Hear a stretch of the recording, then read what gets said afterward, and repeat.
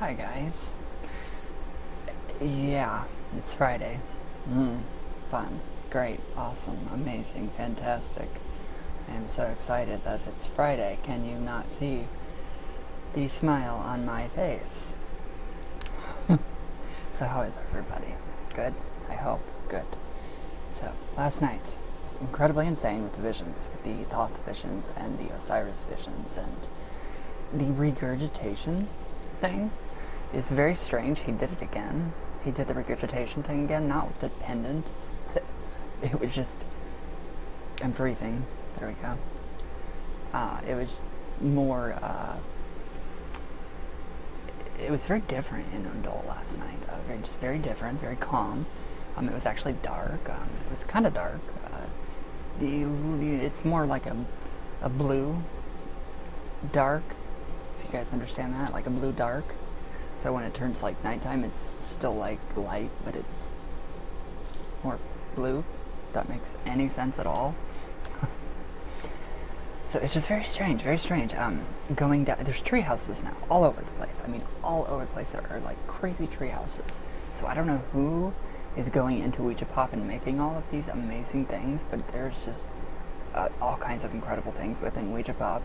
And Ouija Pop, is connected with, Undal, and Haus Of Ouija, and with Thoth and Atlantis, and the Pillars of Hercules, and I was just like, wow, it's just amazing stuff that you guys are bringing and creating in the astral landscape. It's very incredible, and it's very cool to see everybody's stuff. So, God, what else did I see? I saw something. I don't know. I totally forget what I saw, but it was very strange. With the regurgitation thing, it was just very strange. He always gestures me to come into his chamber, and I do. And I sat down, and I'm always putting two terracotta pots of some kind of incense, on each side of him. And then I always sit on his right side, my left to his right. So I'm always sitting on his right armchair, or to his throne, and it was just very strange. Very, very strange.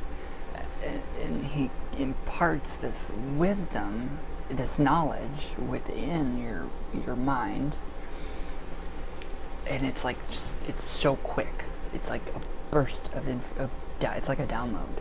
It's like a zip file. You have to actually go back into your mind and you have to open that up. So it's very fucking. It gets kind of there to where I want to scream, but I don't. But it's okay, because eventually I figured out through my dreams, and the dream journal. People are asking about the dream journal. I don't keep one. I do dream. I don't remember most of my dreams. So if I do have a dream, like I dreamt of I actually dreamt that my bracelet broke, my shunkai bracelet. And the most distinct sound, it was the sound it made. So that was what I focused on. And I go to dreammoods.com.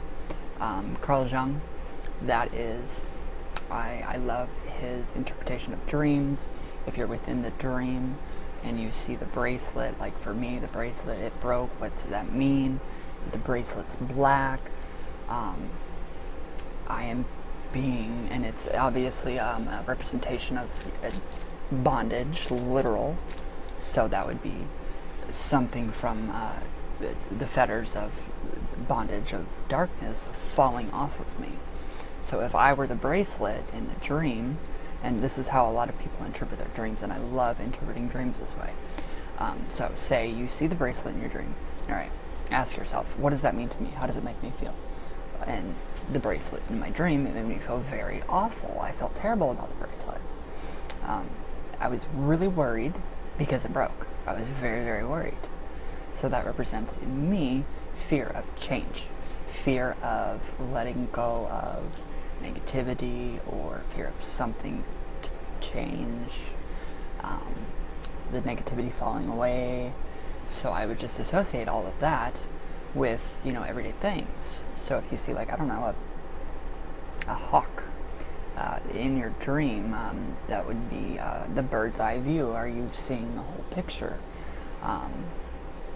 If you're I was upstairs, up here in my apartment, in my bedroom, which represents spirituality, and it represents the unconscious, subconscious mind, and dreams, and psychic abilities, and magical works, and just all of that. So that is how I interpret my dreams. Association. So it's it works very well. So if you dream of I don't know, a machete, I don't know, how does that machete make you feel in your dream? What does that machete, ask yourself? Okay, I'm the machete. I am the machete, because everything in your dream is an aspect of yourself. So I am the machete. What am I doing in the dream? Why am I in the dream? Write all that down. Associate it with everything in your mind that can come, that pops out of it. And then you have your dream interpretation. So if you keep dreaming, my dear darling demon princess, you keep dreaming of your ex-husband. It could be a fear dream. It could be a fear dream. What does he represent to you? What does he represent to you? How does he make you feel in the dream? What is he doing in the dream? He is an aspect of yourself.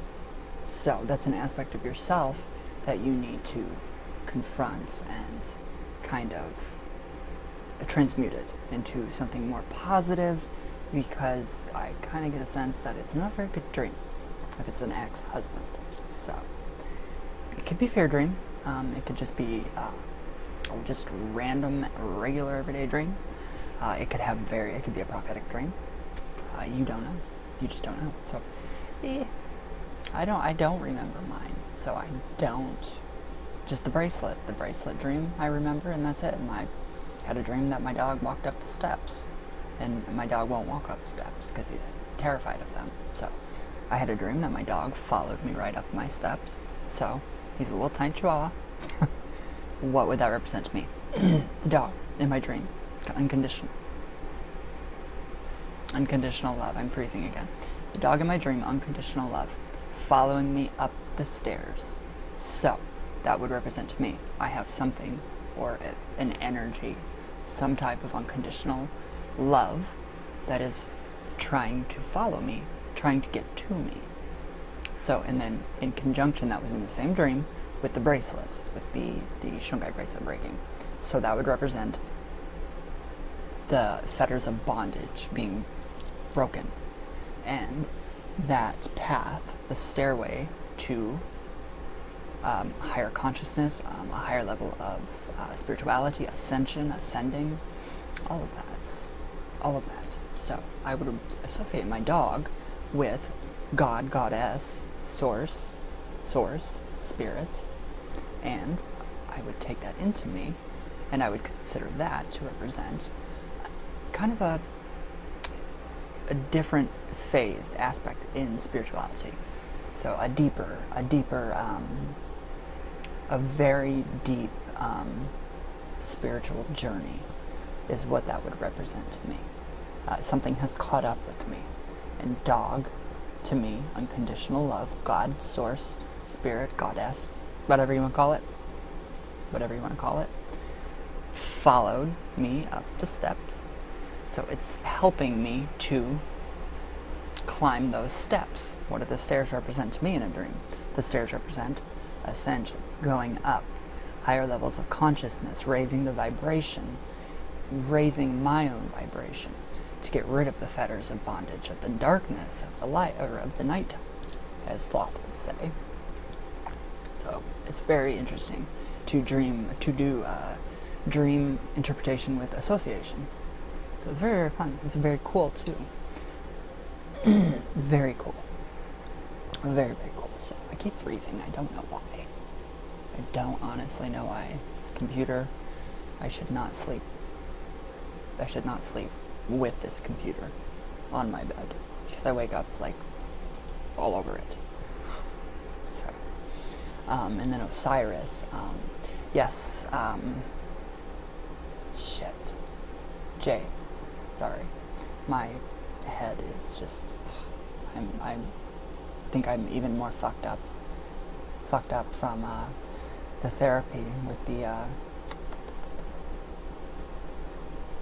the hidden subliminal shit that they do. She did. So, really, seriously, I am screwed. Like, my head is just every different way. I feel like this tall. It's a very terrible experience to have your trust betrayed like that. So, I don't know. But Osiris. So, I did not. Why do I keep freezing? Please, computer. I love you. I love you, my nice little computer. Yeah. You're a sweetheart. Yes, you are. Okay. Oh, yes, my poor little computer. Yes, you'll work just fine. Yes, you are perfect. There we go. Talk sweet to your computer. Sweet talk your computer. Sweet talk all your electronics, and they'll work better. Swear to gods. But Osiris. Jay, you were right. The name, another name for Osiris. Come on, my computer, please be sweet. I love you. I love you. There we go.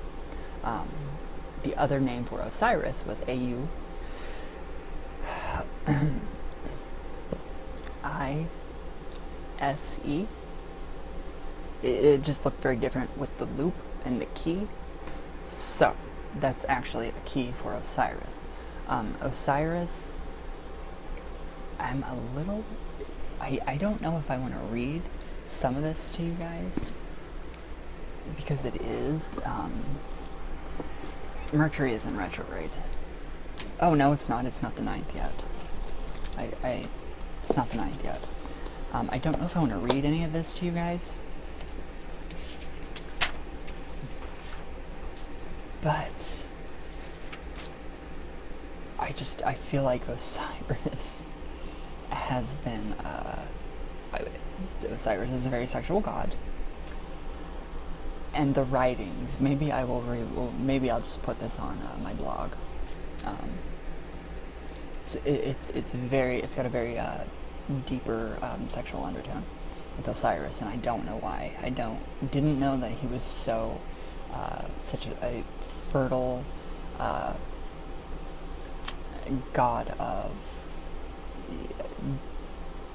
basically sex and the growing of the fertilization of the land and his resurrection and when to shoot in Egyptian meant to ejaculate. So some of the stuff that I have actually kind of, I think, channeled from Osiris maybe a bit is a little risque, so it's not appropriate for YouTube whatsoever.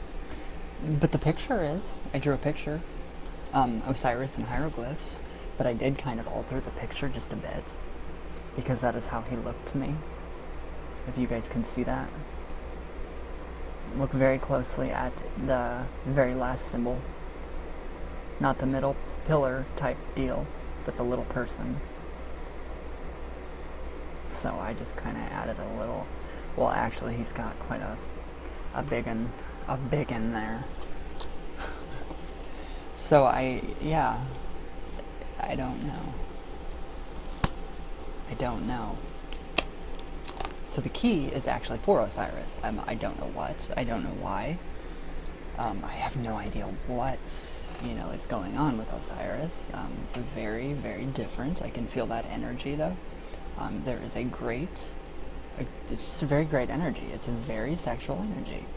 So, let's take a look at Osiris, just for a little bit. So, alright, Osiris,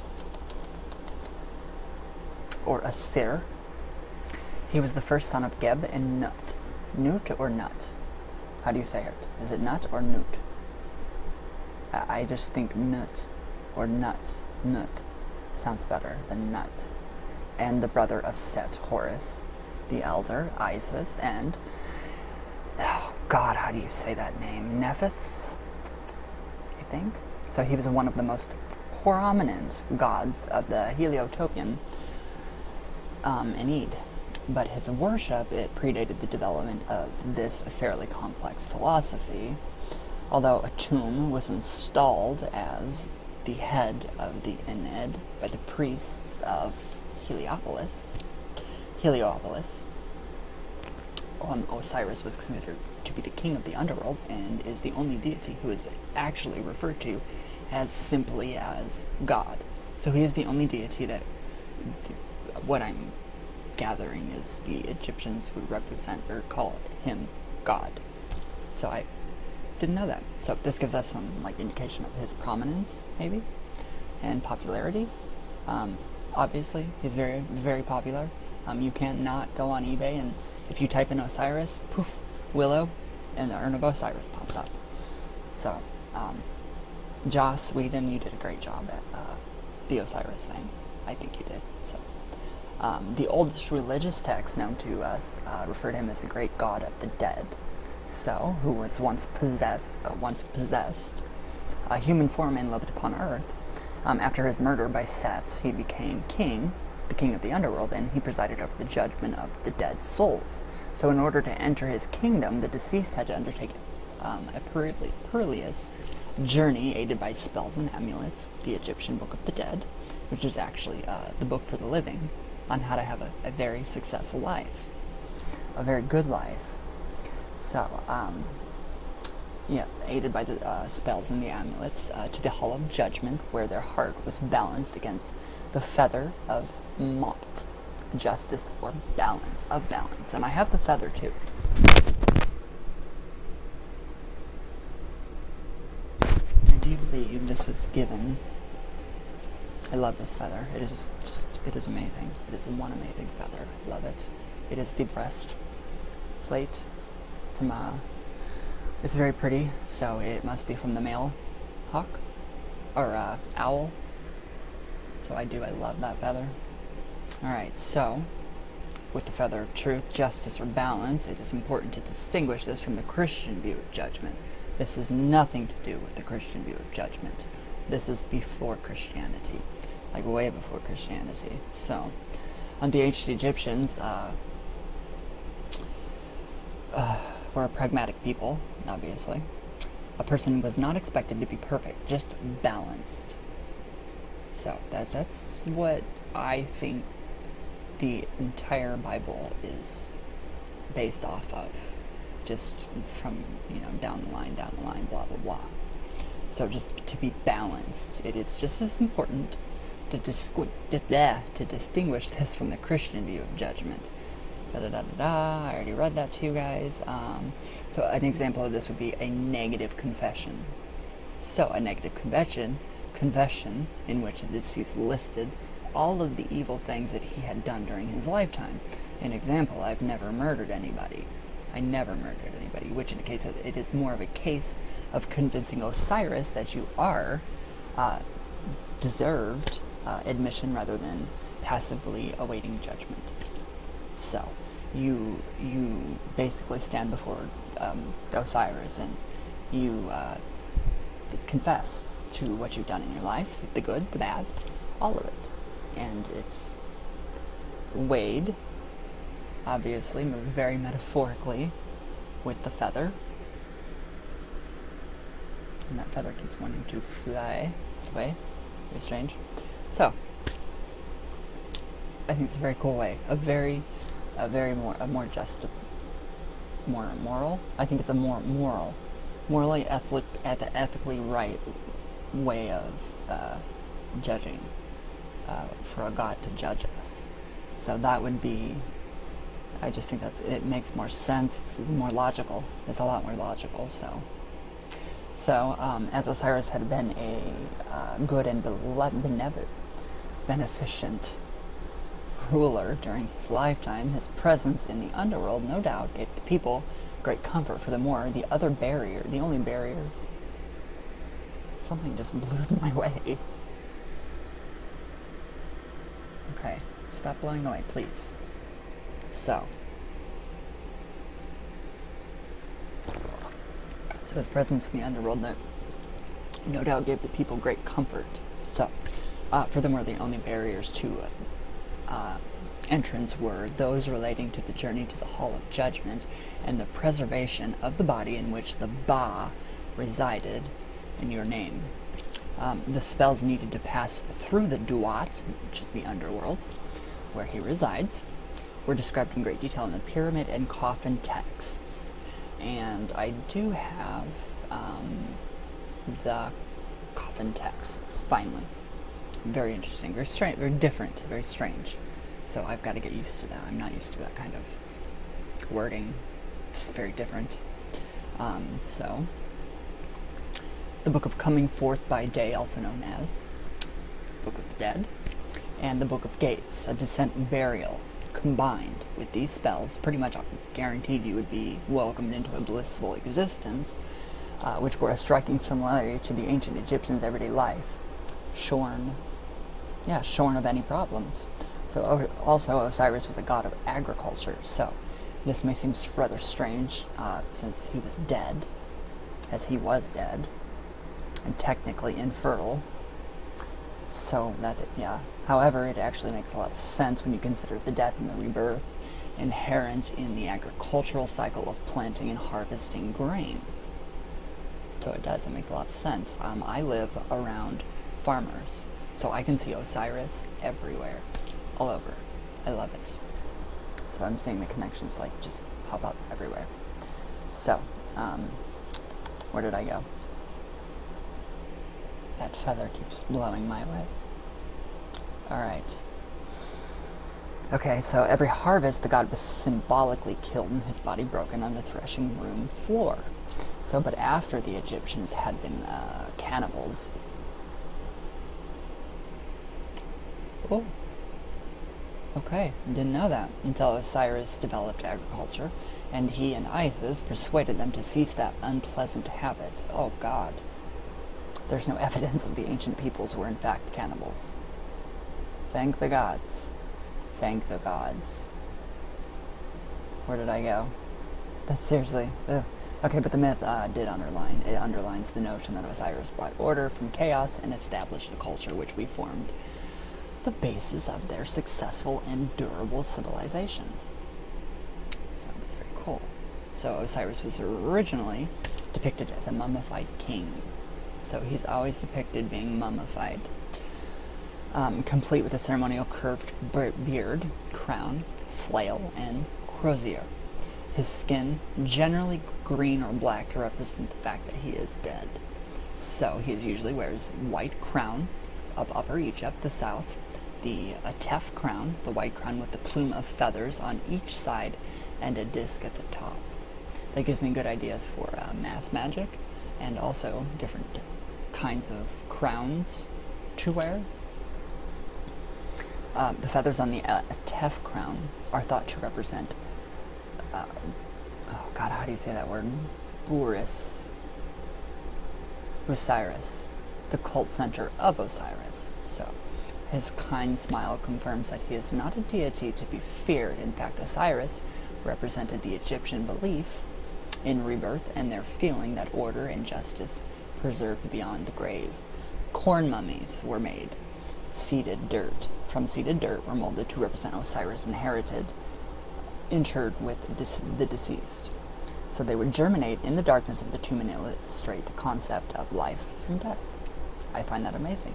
Some fine examples made of barley and emmer were found in, oh God, Tutankhamun's tomb. Tutankhamun's tomb? I hope I said that right. So, during the 4th month of the season of Akhet emergence, a number of festivals were also celebrated at all of the chief sanctuaries of Osiris in Egypt, which is amazing. So, to commemorate the event of Osiris's life, death, and rebirth, so specters took part of this passion plays, and everyone seemed to have had a great time. Many festivals were recorded on a stele established by, I don't know who this person is, a prince who acted as Senusret III's chief treasurer. So, but the myth of Osiris and Isis is very strange. So, Set had been jealous of his brother Osiris's power and popularity from some time, and he lusted after his brother's wife Isis, a Set. When Osiris decided to travel the world to bring civilization to the people, he made Isis regent of Egypt instead of Set. So this was the last straw. Set got pissed. Set was strong and brave. He was not two-dimensionally evil, but he had a terrible temper. How many of you embody Set? I know I do. So he vowed to kill his brother and take the power he considered to be rightfully his. So Set invited Osiris to a banquet and had a beautiful cedar wood, and ebony chest made just for the occasion. So he offered the chest to anyone who would fit into it. Just as Set planned, none of the other guests fitted the chest perfectly. The only person left to try was Osiris, and then he lay down in his chest, which Set made it to fit Osiris. Set slammed on the lid, nailed it down, sealed it, molten lead, and threw it in the Nile. So the chest was swept out to the sea, landed on the coast near Biblios. The instant it touched the land, a huge tamarisk tree sprouted up to protect it. The tree grew so large that the kings of Biblios trimmed it and set up a pillar in its place. It's pretty cool. So Isis tracked his body to Byblos and persuaded the king to give it to her by saving a child from a snake bite, easy for the Queen of Heaven. So she took her husband's corpse back to Egypt and used magic to conceive his child Horus. Other accounts suggest that she was already pregnant when he died. So, however, Set found Osiris's body unattended while Isis took the infant Horus to be carried by Wadjet or Udjat, she who is green. So, i.e. the cobra goddess of Lower Egypt. So he cut the corpse into 14 or 16 parts and distributed them around Egypt. Isis was distraught. She was completely pissed. I would be too. So, and enlisted the help of her sister and Set's wife, Nephthys. I can't pronounce these words right. So they all found all but one of the pieces. Which missing piece do you guys think it was? Yes, it was the penis. So, okay, the missing part was his penis. Poor guy. Which was apparently swallowed by a fish sacred to Set. So Isis and Nephthys mourned over the dead body of their brother, and Ra took pity on them. He sent Anubis to prepare Osiris for the first ever mummification and instructed Thoth, Isis, and Nephthys to piece the body back together. Isis takes his place. Isis transformed into a knife, into a kite, a small bird. So, a small bird. Where did I go? And breathed life into him. But it was not sufficient for him to take his place with the living. Instead, he traveled to the underworld, seemingly dark and desolate place. But Ra reassured him that he would find a peace and contentment as the king of the dead, and his son Horus, who ruled over the living, until the time that Ra chose to unmake his creation and return everything to nothingness from whence it came. So, it goes on. It goes on and on and on. There's so many theories and theologies and just all of this stuff. So, the many names and forms of Osiris. So here we have a bunch of different names and just all these. So Osiris is the Greek form of his name. So he was known to the Egyptians as Asir, A-S-I-R. So that is what I found. The key on that Ankh, the golden key, was that name, only it was spelled a little differently, that or I was not looking at it correctly. So sometimes it's transliterated as Asar or Wisser. The earliest form of his name used hieroglyphs for throne and eye, leading some to infer that his name means he sees the throne. So that would the hieroglyph that I drew obviously, which is very neat. So it is also possible that the second hieroglyph refers to the great eye of heaven, Ra, the throne or the seat. It is the first sign in the name of Set, Isis, who is the female counterpart, wife and sister of Osiris. Wife and sister, yeah, I know. In this late period, Osiris was known as Un-Nerfer, from un, to open, to appear, to make manifest. This just totally, right here, to make manifest. It just totally, my channeling, my homoerotic chant, no, it wasn't homoerotic, it was very sexual. My channeling from Osiris, I think, that just confirmed that. To make manifest. So, to un is to open. Alright, very different. I will blog this small blog for you guys, this small passage that I have. So, that's very strange. Okay, so in Neferu, good things or beauty, he had too many epithets to mention, or different names, acronyms. So party, because he adopted many of those originally possessed by other local gods whose attributes he assumed over time. So, it's just very cool. Very, very cool. Alright, so I think that's very, very neat. The whole entire thing about Osiris. It is amazing. So, that key is Osiris's key that he gave. That Thoth gave to me. Thoth told me last night to research, study his keys again. Go through. I asked him, I said, Thoth, where do I go from here?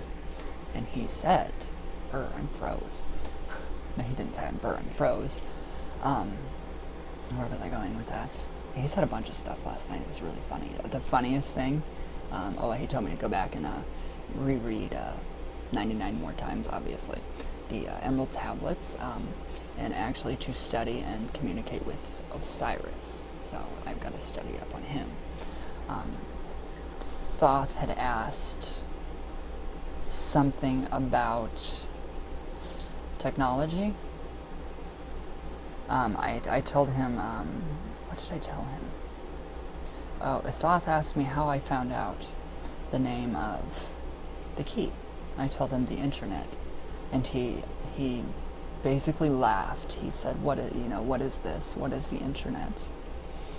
And I told him it was your invention, your advancement of technology. And he was just literally stunned at our technology that we have that came from him, the writing, how everything has evolved so much from his time. It was just so incredibly amazing to sit there and just to speak with him as if he was an actual human being. So it was very cool. It was very, very cool.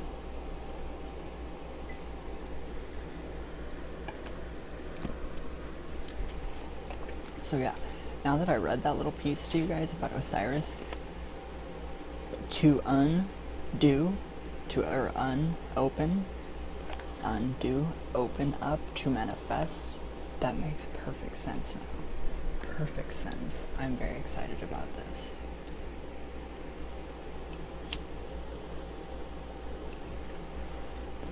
So it's going to be very good. It's going to be a very good thing. Lots of stuff happening with Thoth.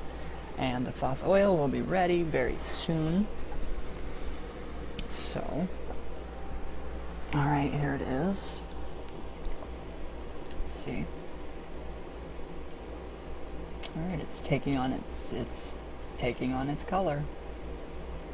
It's almost like a glowy green, I think, maybe. So there's all the good stuff. Yeah, it doesn't look too great, does it? There we go. So, that will be ready very soon. What I plan to do is I'm going to let it set for probably about 15 more days. I told you guys it would be ready within 30. So 15 more days, I'm going to keep shaking it continuously, let it all strain to the bottom. I will drain the oil, fill up each of my 10 bottles with this oil, and then, well, I'm going to transfer the oil to something else. And then I will take all the herbs, because we do have quite a bit of herbs in there, and I will take them, and each bottle will have that, it will look like this, the exact same thing. So just make sure when you break that wax seal at the top, you shake it, because you are going to have those herbs in there too. You guys are going to get all of it, the good stuff. So, and each one will come with his sigil and a little extra something. So that is definitely ready. The body butter, I have to order those little containers that you can, like the chapstick containers, I have to order those yet, so I don't know how much they are. I don't know. I don't know how much the Thoth oil is yet, because I just don't know. I just don't know. So I will figure that out. So I've only got 10. If I have more and if it goes well, then that will be definitely something to that I will be consider remaking again and again and again and again and again. So yeah, I just think it's really cool. Very cool. I never realized what color my ear gauges were. Very Thothy. I never realized they were that green. Wow. So yeah, that's done. Almost done. So yeah, I just have to find those little things for body butter, because it just got very large. Very cool. So, and then I have more ideas going on with this little standing stone I found. I don't know, it stands straight up, it looks like a pyramid, reminds me of one anyway. So I gotta find something to do with that. I don't know, this just reminds me of Osiris. So it stands by itself. I don't know if I can get it to stand. Yeah, there we go. So somehow I'm going to do something with that, and then I don't know if you guys can see that well, but I've shown that before, and it's a very tiny stone that looks like a very tiny little penis. There you go. You guys can see it now. So, poor guy. It does no justice for him.